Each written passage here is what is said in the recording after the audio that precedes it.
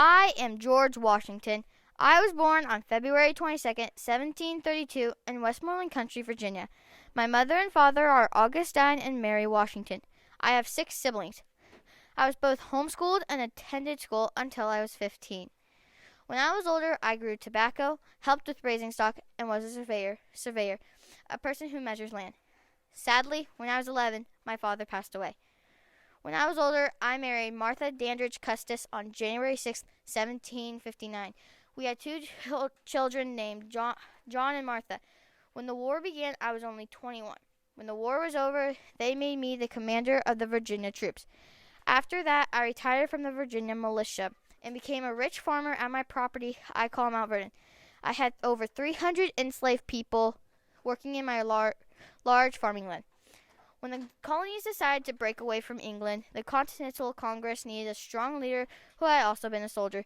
They chose me, George Washington.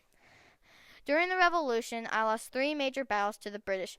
The Battle of Kips Bay on September 15th, 1776. Battle of White Plains on October 28th, 1776. Battle of Fort Washington on November 16th, 1776 were all defeats. I was very angry that we lost 3 big battles to the British, but was also proud of the soldiers for trying. The American Revolution started on April 19th, 1775 and lasted until September 3rd, 1783.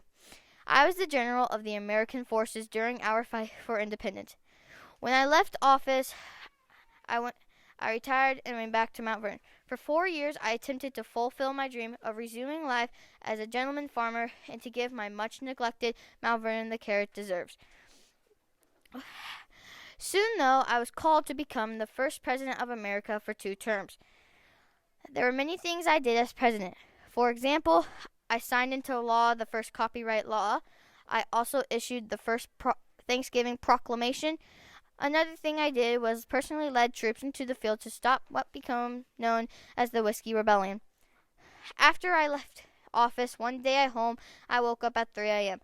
I told Martha that I was not feeling well from the day before from riding my horse in the snow and rain to check on my farmland.